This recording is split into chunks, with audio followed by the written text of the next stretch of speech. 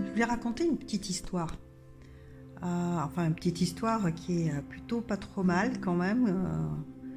J'ai eu un défi plutôt sympathique en fait que j'adore. J'ai l'un de mes clients qui souhaite recruter une responsable communication digitale, sauf qu'il n'arrive pas à faire un choix et donc il m'a demandé de le faire pour lui. Alors le but tout simple, c'est pas le CV, c'est pas les diplômes parce que ça veut rien dire. J'ai reçu pas mal de personnes au sein de l'agence et puis franchement les beaux CV, j'en suis revenue. Parce qu'il y a des beaux CV qui ne savent pas écrire et c'est dommage de se lancer dans la com et de pas savoir écrire sans faute ou de façon structurée ou cohérente du moins. Et donc du coup le but de l'exercice pour les personnes, la shortlist, les 3 dernières personnes qu'il avait sélectionnées, je leur ai demandé de rédiger un article pour un blog. Et là c'est assez révélateur quand même, hein. On se rend compte que ce sont des personnes qui n'ont pas beaucoup d'expérience certes, mais à l'école apparemment on n'apprend pas tout ce qu'il faut. Comment rédiger un article de blog? Alors oui, comment rédiger un article de blog? Il faut savoir que c'est pas juste comme ça, sans structure, sans rien. Il faut en effet structurer son article. Pour le référencement, il est important que l'article fasse au moins 600 mots et il faut que les mots-clés se retrouvent parmi les 150 premiers mots. C'est essentiel. Donc on ne fait pas un article pour faire un article, on fait un article pour qu'il soit lu. C'est-à-dire que déjà, il doit répondre à une problématique. Il doit répondre à une question qu'une personne va poser dans Google. Bon, je cite ce moteur de recherche, mais il y en a d'autres. Mais c'est quand même 95% des recherches. Donc, il va saisir une requête et il faut faire en sorte qu'il tombe, que la personne tombe sur cet article. Eh bien, il va falloir utiliser des mots-clés assez rapidement et de façon intelligente. Il faut optimiser l'article d'un point de vue référencement. Ensuite, rédiger, dans un article de blog, il faut rédiger en pyramide inversée.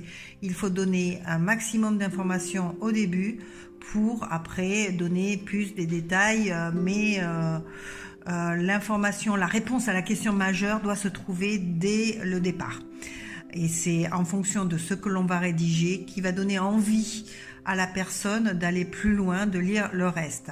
En marketing, on a coutume de dire qu'il faut 8 secondes pour une personne pour savoir si on l'accroche et si elle va continuer à lire, que ce soit autant en digital que un mailing que l'on reçoit encore par mail ou par courrier. Donc 8 premières secondes, elles sont essentielles. Donc l'article de blog, il doit être déjà sexy d'un point de vue visuel, il ne doit pas être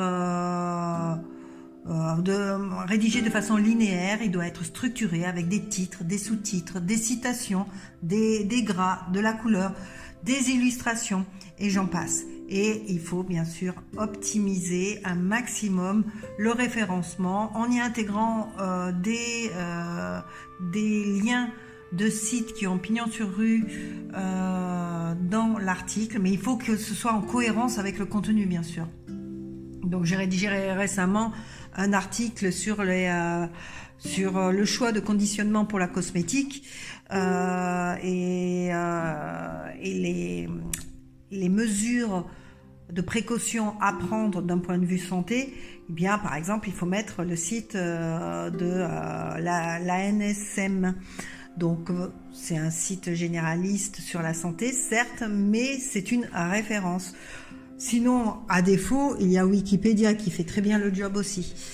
Donc voilà, donc pour résumer, il faut rédiger un article en pyramide, 600 mots minimum. C'est pas la peine d'en faire des tonnes et des tonnes parce qu'on perd le lecteur au bout d'un moment et que si c'est pour écrire juste pour le référencement, eh ben sachez que Google, dans son nouvel algorithme qui s'appelle Content Helpful ou Helpful Content, je ne me rappelle plus, eh bien, va surtout analyser le contenu pour voir si vraiment il y a du vrai contenu à forte valeur ajoutée et pas rédigé uniquement dans un objectif de référencement pour attirer le monde sur le site internet. Donc ça c'est une chose, il faut que le contenu soit vraiment à réelle valeur ajoutée. Ensuite, donc j'ai dit structuré, agréable à lire déjà du premier coup d'œil. Il faut que dans les 150 premiers mots, il y ait les mots-clés. Il faut répondre à les questions. Et voilà, je pense que j'ai fait le tour.